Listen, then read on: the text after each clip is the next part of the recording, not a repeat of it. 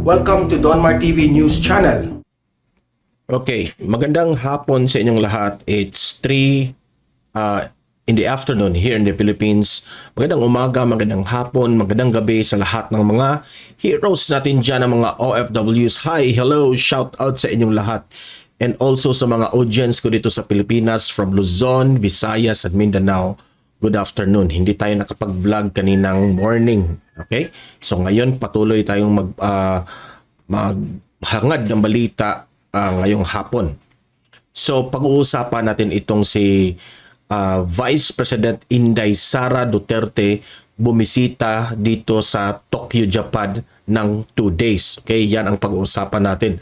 Pangalawa nating pag-uusapan ay ito ngang si Vice Ganda. Nagpaparinig na nga ba ito kay PBBM sa kanyang noontime show na It's Showtime? Okay? Si PBBM ba ang iyang pinariringgan sa kanyang sinabi? Okay? Yan ang pag-uusapan natin mamaya.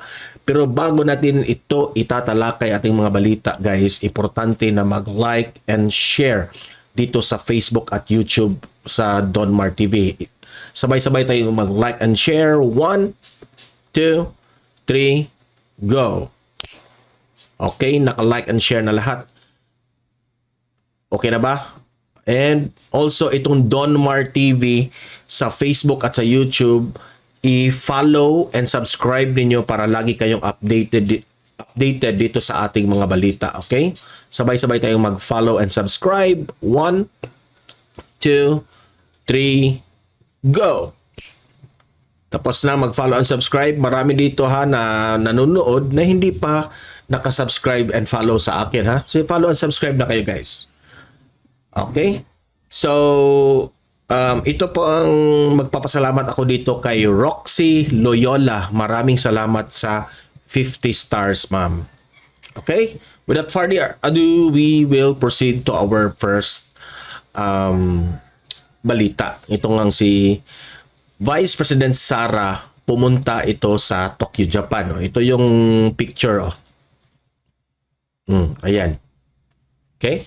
So itong si Vice President nag 2-day visit sa Japan, Tokyo, Japan. Okay? Dalawang araw yun.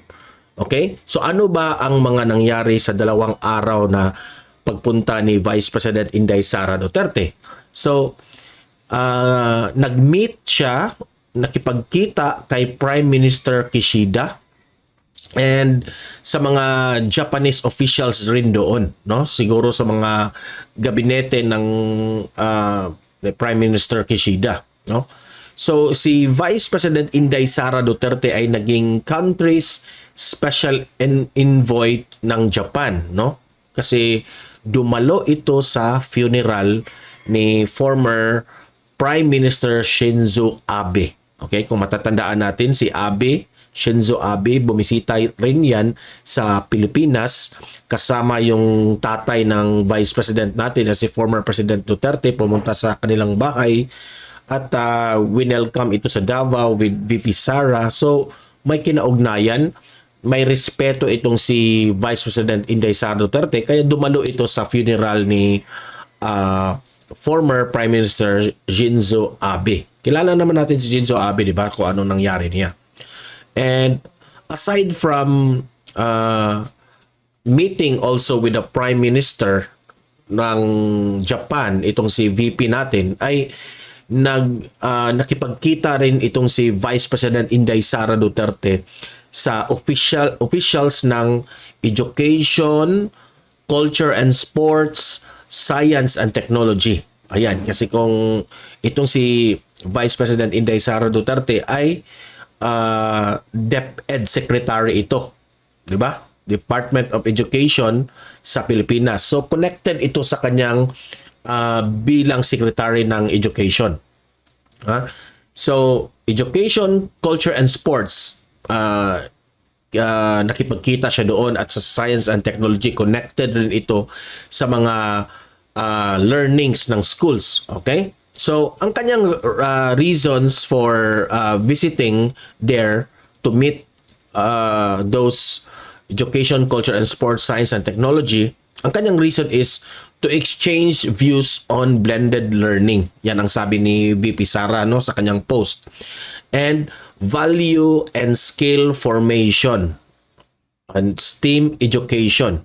Yan value and skill formation, STEAM education. Ang last nito ay yung COVID response. Okay? So nakipagpulong doon, changing of ideas, no? So magaling itong ating Vice Presidente, no? Hindi lang sa Pilipinas nag-research ng kung ano-anong bagay na pwedeng ikabubuti ng ating mga learners, no? Kundi nag-research din, pumunta rin sa Japan, Tokyo, Japan to be an open-minded leader, no? Ready to accept more ideas. Yan ang ginagawa ni VP Sara natin. Okay? So, aside from those na nagtrabaho siya sa related sa kanyang bilang secretary, ay nakipagkita rin itong sa Filipino community doon sa Tokyo, Japan. Okay? So, I know, shout out dyan sa mga Filipino community dyan sa Japan, ha? Shout out sa inyong lahat dyan. So, ayan, nakipagkita itong si VP Sara, no, sa mga Pilipino doon sa Tokyo, Japan. So, it's a good news. And also, guys, itong si Vice President Sara Duterte, sinamahan ito ng estudyante ng Pilipinas. Isang estudyante ito, si Trix. At ang kanyang mother na si Jen. Kaya siguro sumama ng kanyang nanay nitong estudyante na ito, no? Part kasi ito sa You Can Be VP project. Okay? Magka-programa ito na motivation ito sa mga learners, no? Part sa You Can Be VP project, no? To inspire ang layunin nito is to inspire learners to dream big and aim high. So maganda itong programa na ito. Sinamahan niya, yan na nasa picture. Yan ang estudyante.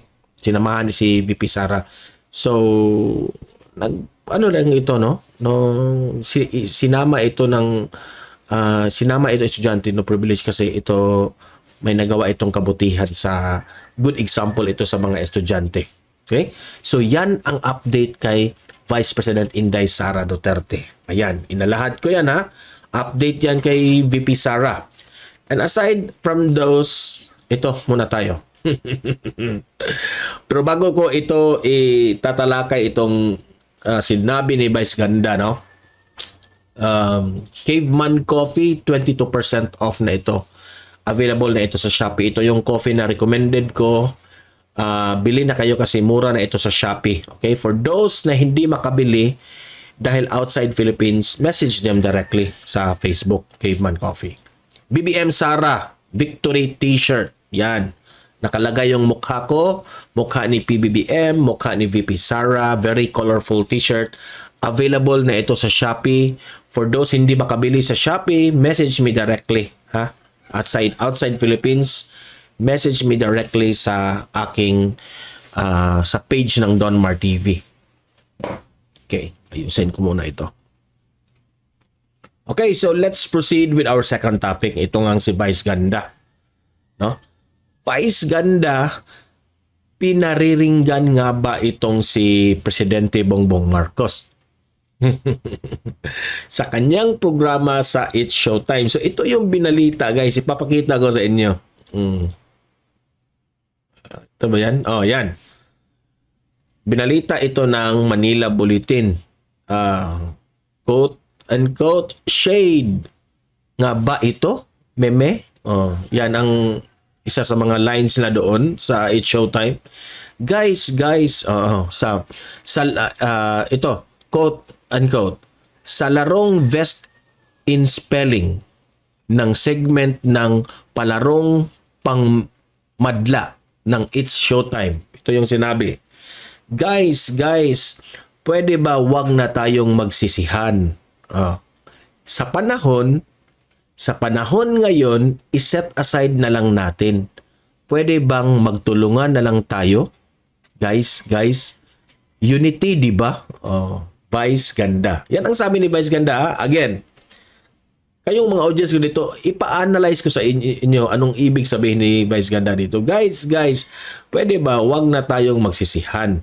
Sa panahon ngayon, iset aside na lang natin. Pwede bang magtulungan na lang tayo?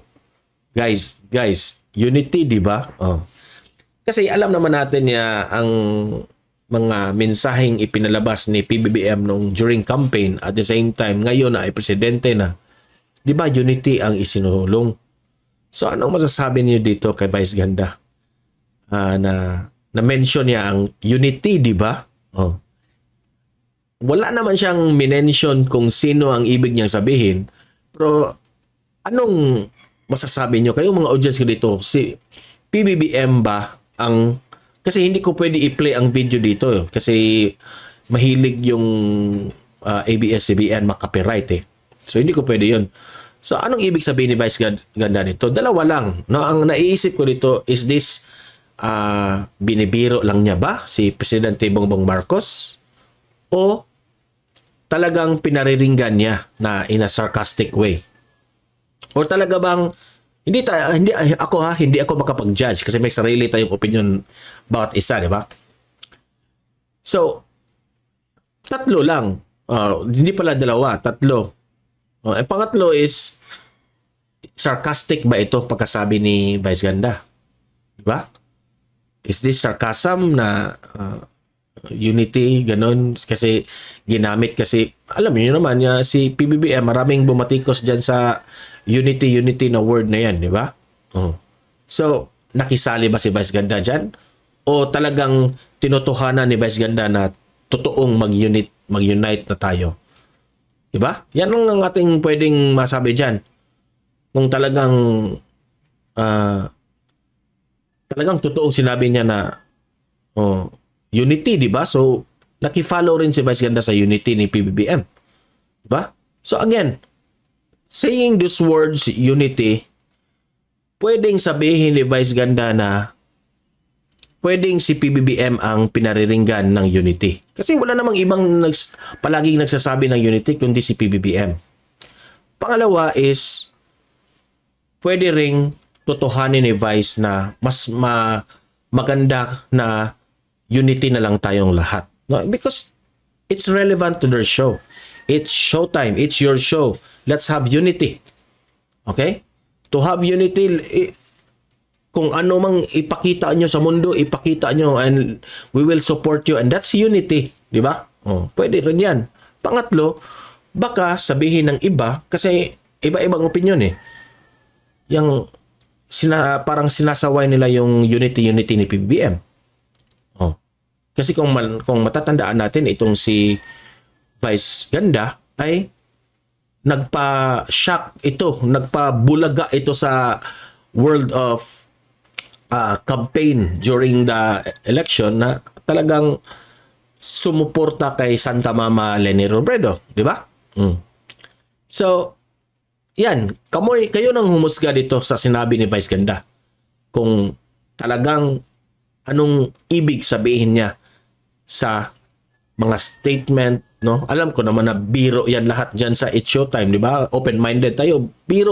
Biruan lang dyan sa It's Showtime. At the same time, no, naggawa sila ng mga laro, tumutulong rin sila ng kapwa, kung meron silang games, siguro tumutulong rin, no? Pero hindi naman kagaya ng Wawawin na grabe tumulong.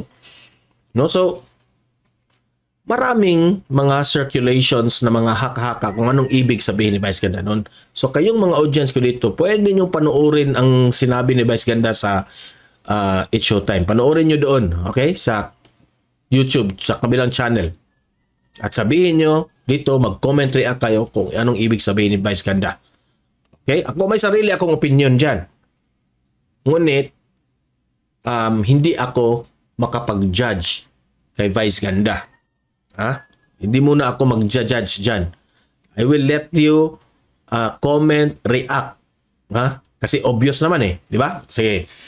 Comment, react kayo. Kayo nang bahalang mag-comment dyan. Ibabasahin natin yan. Okay? So, sa akin, masasabi kong talagang in a joke way yung sinabi niya. Pero, tatawag pa rin na dalawa yung meaning. Okay? So, Guys, comment, react, babasahin natin. At don't forget, i-like at i-share itong video na ito para kakalat ito sa taong bayan. Okay? And follow, subscribe Donmar TV sa Facebook at sa YouTube para lagi kayong updated sa mga balita natin. Okay? So, comment na kayo dyan. Vice ganda! Hello! Shout out po sa inyo. So guys, patuloy nating ipaglaban ang ating great leader sa Pilipinas, Presidente Bongbong Marcos. And as what Vice President Sara Duterte said, mahalin natin ang Pilipinas. Okay? So guys, see you in the next video. Have a great day and God bless everyone.